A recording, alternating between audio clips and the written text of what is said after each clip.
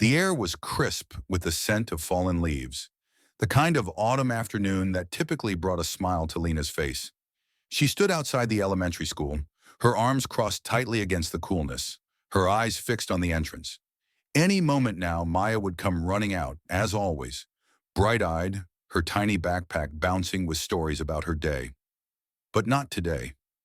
For the third day in a row, Maya emerged slowly from the school building, her small fingers clutching the straps of her backpack as if afraid it might slip away. Her usual spark was absent. No excited chatter, no rushing into Lena's arms, just silence.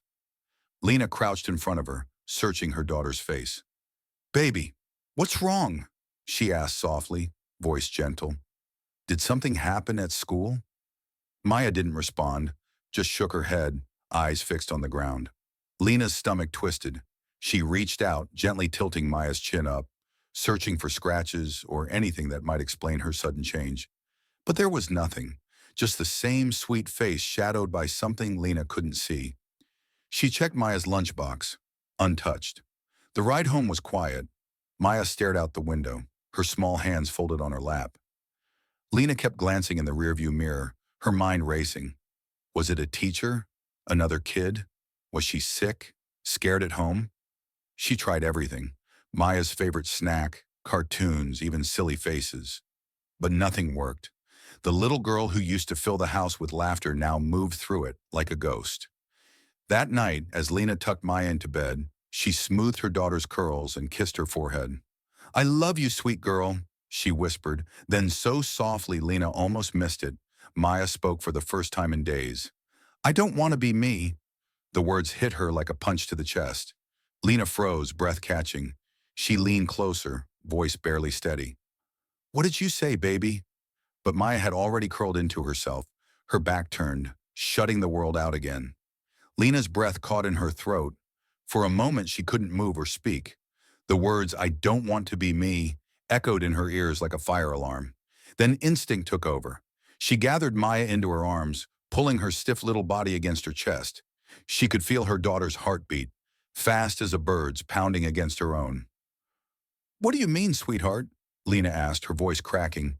She kept her arms tight, as if shielding her from whatever had hurt her. "Who told you that?" Maya's face crumpled. Tears slipped down her cheeks, then another. "The big kid," she whispered, small hands clutching Lena's shirt. "They said, 'My skin's ugly.'" The words hit like a slap. A memory flashed through Lena's mind. Maya just weeks ago twirling in her sunflower yellow dress, singing loudly in front of the mirror. "Look, Mommy, I'm a princess," she had grinned, so confident in her magic. Now that same child sat curled in her lap, ashamed of her own skin. Lena's arms tightened around her, a storm of emotions raging inside. Rage so hot it burned her throat, helplessness so thick she could choke on it. She pressed her lips to Maya's hair, inhaling the sweet, familiar scent of her shampoo. "It's not true," Lena said fiercely, voice trembling. "Not one bit. You are beautiful, Maya. Your skin is beautiful." But Maya pressed her face into Lena's shoulder, small body trembling with quiet sobs. Maya had cried herself to sleep. Lena waited until morning, watching the clock inch toward 8 a.m., her stomach in knots. She'd barely slept, replaying Maya's words all night. At precisely 8:01, she dialed the school's main office. The cheerful, "Good morning, Pinewood Elementary" from the receptionist made Lena's jaw tighten. "I need to speak with Principal Donovan immediately," she said, gripping the kitchen counter. "It's about my daughter, Maya." After 3 minutes of nerve-wracking hold music, the principal's smooth voice answered, "Mrs. Lena, what can I do for you this morning?" Lena forced her voice to stay steady. "My 5-year-old came home yesterday, believing her skin is ugly because of what an older student told her. This is the third day she's come home silent and traumatized." She could hear papers shuffling on the other end. "I see. Well, we certainly don't condone that kind of behavior. If you'd like to come in for a meeting—" "A meeting," Lena interrupted, her voice cracking. "This isn't about scheduling. It's about my child's sense of self being destroyed on your watch. Now let's not overreact." Principal Donovan responded in that infuriatingly calm tone. "Children sometimes say unkind things. We'll talk to the students involved, But we must be careful not to hold them accountable, Lena snapped. Not to protect my daughter. The principal sighed. Mrs. Lena, I understand you're upset, but we have procedures for these situations. Why don't you come in this afternoon so we can discuss this properly? Lena hung up without answering. She stared at her reflection in the microwave door. The dark circles under her eyes, the tight set of her mouth. Procedures, meetings, while her girl cried herself to sleep. She turned and saw Maya standing in the kitchen doorway, already dressed for school in her beloved pink unicorn shirt. Now just looking at Lena with those same old eyes. Come here, baby, Lena whispered, opening her arms. Maya came, but her hug felt stiff, like she was just going through the motions, like she had already learned how to fold herself into silence. Lena pressed her face into Maya's braids and made a silent promise. This wouldn't be normal. This wouldn't be okay if she had to tear that whole school apart. She didn't go to the office this time. She knew how that would go. Another polite meeting, more empty promises. No, she needed someone who truly saw Maya, someone who cared. She waited until recess, when the halls were empty, then slipped into Miss Rivera's classroom. The young teacher looked up from her desk, startled, then quickly closed the door behind them. I was hoping you'd come, Miss Rivera said softly. I've been trying to get someone to listen for weeks. Lena's pulse quickened. What do you mean? Miss Rivera hesitated, then pulled out her phone. I wasn't supposed to do this. Recording students breaks district policy. But after the third time I reported those boys, nothing changed. I had to. She pressed play. The shaky video was filmed from behind the jungle gym during recess. Maya sat alone on the grass, hugging her doll with brown skin and curls like hers. Then a bigger boy swaggered into frame, yanked the doll from Maya's hands. Why are you playing with that? He sneered, holding it up like something dirty. Black is ugly. The others laughed, puffing out their lips in cruel mockery, voices high and mocking. Look at me, I'm Maya. My hair is all nappy, they mimicked. Maya's face crumpled. She reached for her doll, but the boy tossed it to his friend, who kept throwing it over her head. Maya spun helplessly, tears streaming down her cheeks. And in the background, a group of teachers stood chatting, backs turned, one even laughing at something a colleague said, unaware of Maya's silent sobs just yards away. Lena watched it all, breathless, unmoving. When the video ended, Miss Rivera's hands trembled. I've sent reports every time I begged the administration to step in, she said. They say they'll monitor the situation. Lena handed her the phone back, her face eerily calm.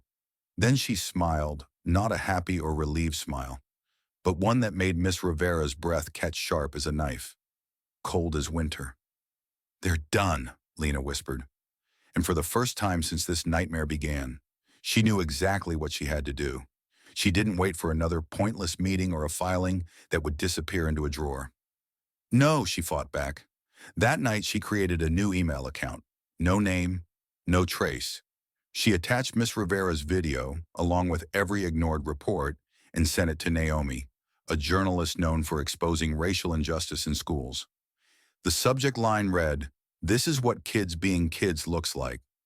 She hit send and sat at her kitchen table, waiting for the world to catch up. By mid-morning, her phone buzzed with a news alert, an explosive story published by a local outlet. Elementary school ignored racial targeting until this video surfaced. By lunchtime, the hashtag #JoshunaProtectMaya was trending. Parents across the district shared their own stories of ignored complaints. The school's phone lines flooded with calls. By afternoon, the district announced Principal Donovan had been reassigned pending an investigation. Lena scrolled through the headlines, her jaw clenched. It was a start, but not enough. Then the backlash began. The parents of the mean kids didn't apologize. They lawyered up. News outlets reported lawsuits over the unauthorized recording. One mother, a blonde woman in a designer jacket, the kind who called the cops on black kids for playing too loud, gave a fiery interview outside the courthouse. This is ridiculous, she snapped. They're destroying children's lives over normal kid behavior. Lena turned off the TV. That night's town hall meeting turned chaotic. Reporters packed the school auditorium, parents shouting over each other, district officials looking ready to disappear. Lena stood in the back, arms crossed, watching. Then she saw her, the blonde mother, heels clicking, face flushed with anger. March over. You, she hissed. You're the one who leaked that video. Lena didn't move. The woman leaned in, venom dripping from her voice. You're ruining their futures over nothing. The room's noise faded, Lena feeling the heat of her rage, the unspoken threat in her eyes. She could scream, cry, or do nothing. Instead, she smiled. My daughter's future, she said softly, starts with not hating herself. Where's yours? The woman's mouth opened, but she had no words. An official letter arrived on crisp white paper, embossed with the district's letterhead. Lena read it 3 times before letting it fall to the kitchen table. The mean kids had been transferred to different schools, required to complete anti-racism counseling. Their parents' lawsuit was dismissed with prejudice after the judge saw the unedited footage. Principal Donovan's resignation was accepted immediately. Lena traced her finger over the final line.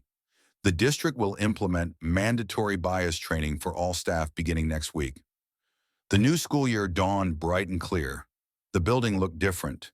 Maybe the fresh paint on the doors, maybe just the light. Miss Rivera, now Principal Rivera at just 28, stood at the entrance in a sharp blazer, her nose ring catching the sunlight. She high-fived students, calling many by name.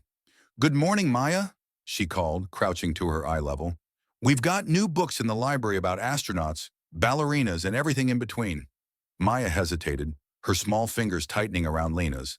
Then Zoe appeared, her braids swinging and Maya's grip loosened. Go on, Lena said, kissing her forehead. Maya took 2 steps, then spun back. Love you, Mommy. Her clear voice echoed across the schoolyard. Lena watched until her daughter disappeared inside, sunflower yellow backpack bouncing behind her. The new sign above the entrance gleamed in the morning light. Every child belongs here. She lingered a moment, breathing in the scent of cut grass and new beginnings.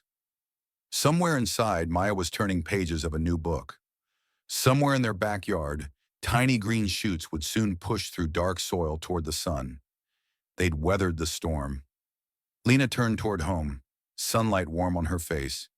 If you enjoyed this story, don't forget to give it a thumbs up, hit that subscribe button, and let us know in the comments where in the world you're watching from.